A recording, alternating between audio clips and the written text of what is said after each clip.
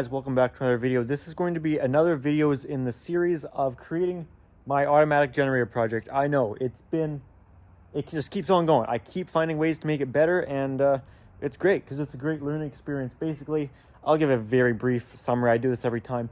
I've created my own automatic standby generator by taking a inverter gasoline generator and pairing it with a automatic starting module. I'll show you that, and an automatic transfer switch. Now that transfer switch, I've done many modifications with keeping the same principles of it the same. It's still interlocked physically and electronically, just like it has been from the factory. I don't want to mess with that, and because that, I don't want to avoid how that's been tested and how that's designed to operate.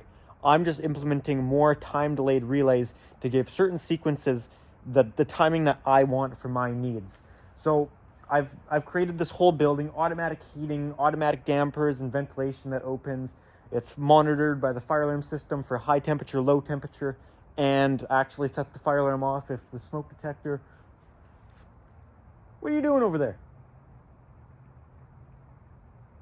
So it's all monitored, all supervised. That's all good. Now, this isn't a perfect setup, but my limitations of being a 17-year-old as far as knowledge and money is definitely a factor. The reason I created this is I wanted backup power for those extended power outages and just shorter ones, and it's a great learning experience this has been, and has made it so I can make many videos of this, and it's a good project. The reason I did this is we don't have natural gas or propane, so the only other option is diesel, which is very expensive to buy those generators. So this was what I created. This is the automatic starting module that controls the starting and stopping choke, monitors the generator, sends messages to my phone if it started, if it stopped, if it failed to start, all of that good stuff. I already made many videos in this series of working on the generator. Today's changes I have made are to the transfer switch. Now, for things to make the most sense, I may go into some things in detail better in other videos than I will this one, but I'll show you what I did to make it different. Long story short is I've added another time-delayed relay.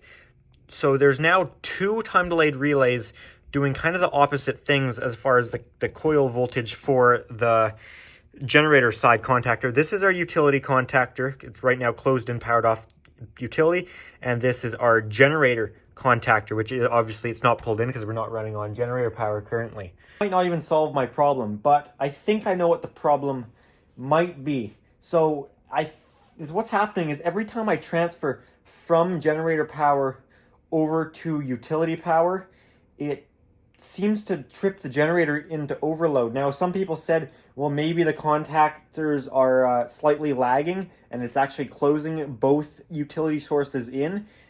I would hope not. It shouldn't be, being mechanically and electrically interlocked. There's a metal bar that runs right between the 2 contactors.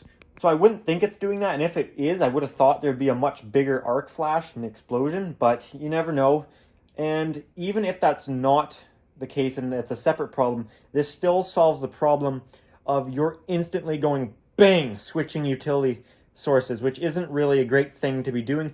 This building probably doesn't matter. It's worse if you have large motor loads where you're switching the frequency on that motor. All of a sudden your sine wave is just all of a sudden being altered and it's picking up at a different point, so you can actually have huge inrush currents on your motors and huge changes in torque at a different frequency. It will really hit the motors hard, and I don't think it's great for electronics either. Not really a big concern because all my electronics are on UPSs in this building. I'm not reliant on the generator. I still have UPSs, of course, battery backup in the fire alarm, battery backup light fixtures like that exit sign combo, emergency lights. So we're in a good situation. Even the access control is on its own 12-volt UPS. But that's besides the point. Is what I've tried to do is get there to be a delay from switching back to back to utility power off of generator, because before it would just go right back over. So I'll show you the difference now. Basically, how this works from the factory is this contactor powers its coil voltage from its own feed. So its feed here, you can see, comes through here, and then it goes through these auxiliary contacts on this contactor, where these contacts are opposite of your main contactor. So when these large contacts are closed, these are open. And when this opens, your auxiliary contacts closed. So when the power goes out, this contactor will let go, disconnect this source, and then it will connect this wire that goes through and makes it over to the coil of this contactor, so it gets its 110 volt or 120 volt coil to energize this one. And then when power comes back on, regardless of what this one's doing, this one just automatically sucks in right away, but then this loses power and disconnects. So the concern is maybe it's lagging a little bit, and even though it's mechanically interlocked, maybe something's just still dragging or something. I'm not sure. I really don't know exactly. So is what I've done with these two time delayed relays is I'll give a quick rundown on all of these. This relay, this time delayed relay, is for the coil of this one, of our utility contactor. So it's set to around 20 seconds, it looks like. Yeah, right around 20 seconds. So once utility comes back on after a power outage, it will wait 20 seconds until switching back to that utility source, just to make sure the grid's real stable.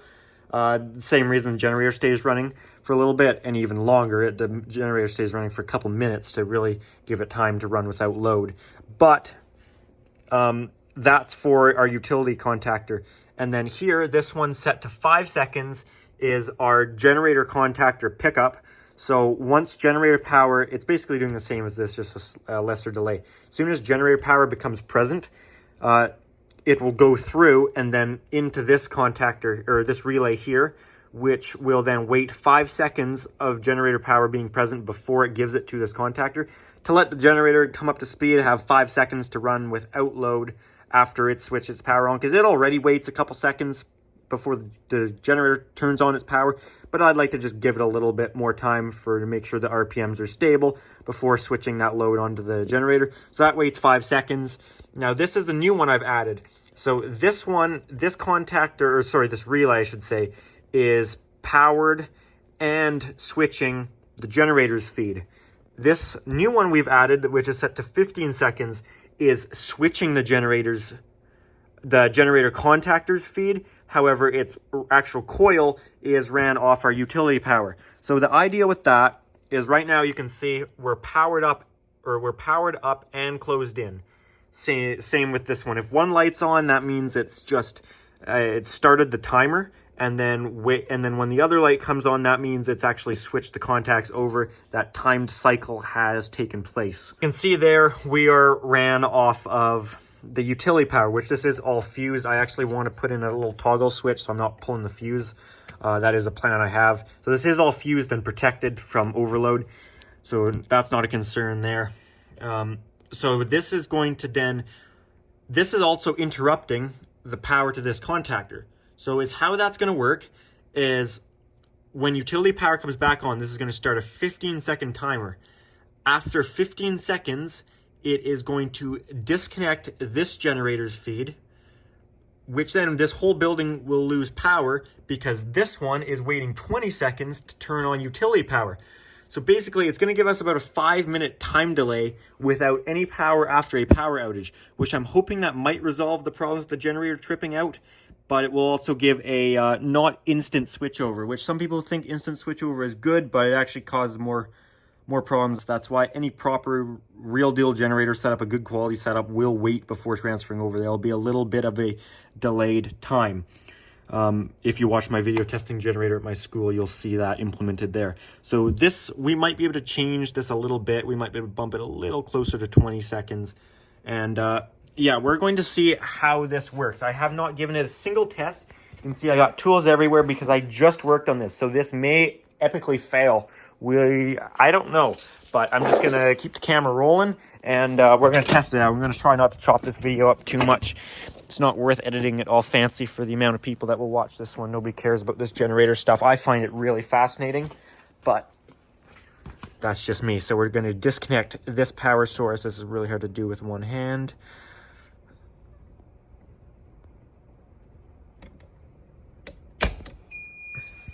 Okay.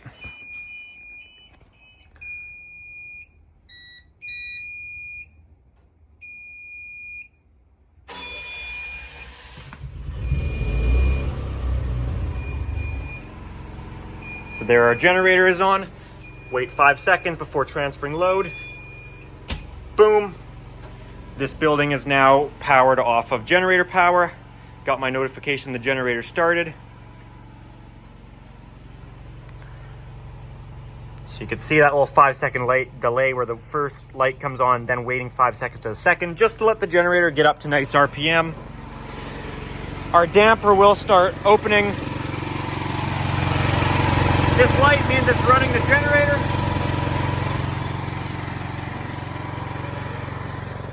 Close that up to keep her a little quieter. So there, the generator's got its own 10-second pause before starting, so it makes sure the power's actually out and doesn't just flicker out. That's right now at 10 seconds. We don't need to run the generator for long, we just needed it to start. I'm gonna grab a tripod so I can properly do this here. Sorry if I'm not, maybe I should be editing this down more, so I would like to just keep it honest because I don't want to make this look edited, because some people sometimes doubt what I'm doing is actually real. This might not work. Let's hope it does. In theory, it should. Okay, so now you can see the one light is up on there.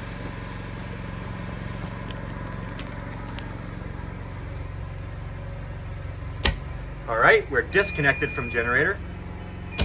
And now we're back on utility. Hell yeah! Woo! Love it when stuff works the way it was intended. Oh, yes, sir.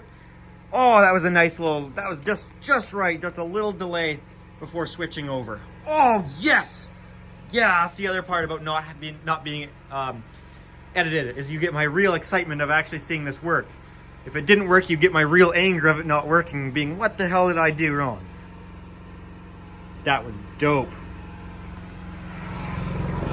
So now this timer on the generator controller has one light on, and then when the next light comes on, we will enter a 30-second electronic waiting period, if that makes sense. Okay, there it goes. So now we're gonna wait 30 seconds or 20, okay, or nothing apparently. Hell yeah. That was so cool, let's do it again.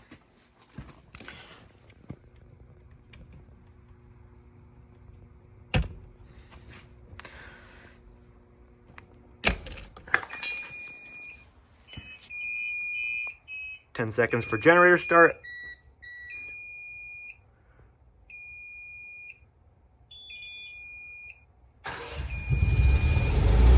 Once generator puts out power, one light will come on.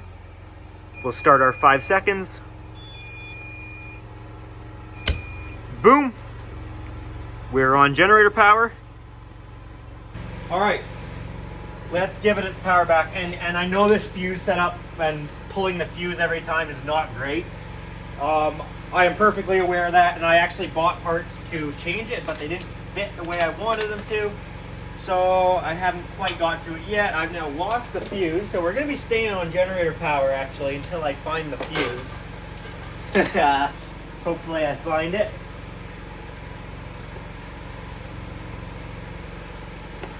Found it. Almost stepped on it.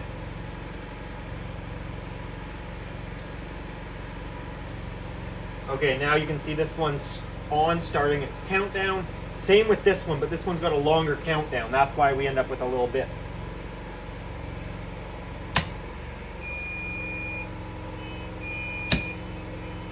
Hell yeah! Yeah, that's awesome! Let's go. I like that. I like that a lot. I like it a lot. All right. What a beauty that was, wasn't it?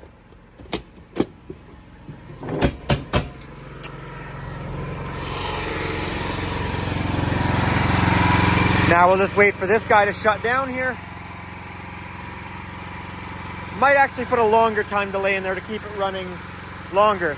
That's a 0 to 60 second timer. That's what I'm using all in there, but they also make a 0 to 60 minute timer. So you can't get really accurate down to the second with those, but I could probably make it like 2 to 3 minutes pretty good.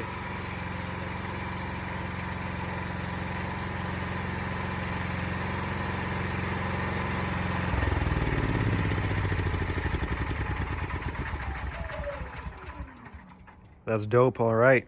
I like it. Hell yeah. All right, I gotta put that cover back. I haven't done any tests. Like I said, I haven't done any tests. I got stuff all over the floor here. I'm just kind of thought I'd start filming this exactly as I went, and that actually worked out okay. That would have been embarrassing if it didn't. So nerdy for this sort of stuff, so forgive me for that. A lot of people, if they're not hating on this generator setup, they're calling me crazy for needing it. You're not even wrong. I am completely crazy. No, actually, I think I am a little bit crazy. They say I'm paranoid with this. I'm not actually afraid there being a power outage. There was a power outage when I was young, living on the coast here. You can be hit with some good storms. And when I was just a young little guy, we had 4 days without power, which many houses, and that was like a winter storm, many houses here, electric heat is their only source. Like my house here, it's all electric. Lots of roads don't have gas lines, and everyone's relying on electric for cooking, heating, hot water, you name it. So power outage, it can be dangerous, especially in the winter time, which I'm not worried about it. But mostly, this generator is mostly to play with and make videos. And you know what? I've learned a lot doing this project, and it's provided many videos for me to make, which I like making videos. They're, for the most part, the videos are fun to make. I gotta fix this lock. But people also seem to enjoy watching them. These generator videos don't get as many views, but some people like them. So, yeah. All right, well, I'm liking how that worked. That worked pretty good enough for me. So you may have noticed there that also did not trip the generator into overload, which the last several attempts of testing it I did do beforehand. It tripped in overload. It didn't actually trip a breaker, but it went into electronic overload, and it just, the overload light comes on and it either turns, sometimes, I don't know, sometimes it seems to shut down the generator. Sometimes it just disconnects the load. I might be losing my mind, though, and it always does the same thing. I can't remember. But either way, that overload condition did not come up at all. So that's good. Because of that, it is possible maybe the contactors were slightly lagging and briefly the sources were being combined. That seems pretty sketchy, and I wouldn't think it would be because there's mechanical interlock. But potentially the contactors were, in fact, lagging to spring back open, and the mechanical tolerances just aren't quite tight enough that during that brief switchover, there is a little bit of touchy-touchy with the contactors, you know? So, who knows? It doesn't present a big issue with backfeeding because they're electrically isolated too. And it's not going to harm others as much during a switchover because utility power has to be on to get that anyways. But still isn't great for your equipment, that's for sure. So anyways, that fixed it. I could maybe fine-tune a little bit more, get less of a delay, because it doesn't need to be much, just something. But, you know, excuse me, I'm pretty good with that. All right, I got to clean up all this crap here, and that's working good. All right, guys, if you enjoyed it, give a thumbs up. Any comments, questions, feel free to leave those down in the comment section down below. And if you do enjoy my videos, make sure to subscribe. If you want, you don't have to. And, well, you should. I do have an Instagram account at Pickle700 for bonus content posted earlier than you see it on the YouTube channel, that sort of thing. All right, my arm's getting tired of holding this phone. Good night, everyone, or goodbye, whatever it is. Good morning, I don't know where you are.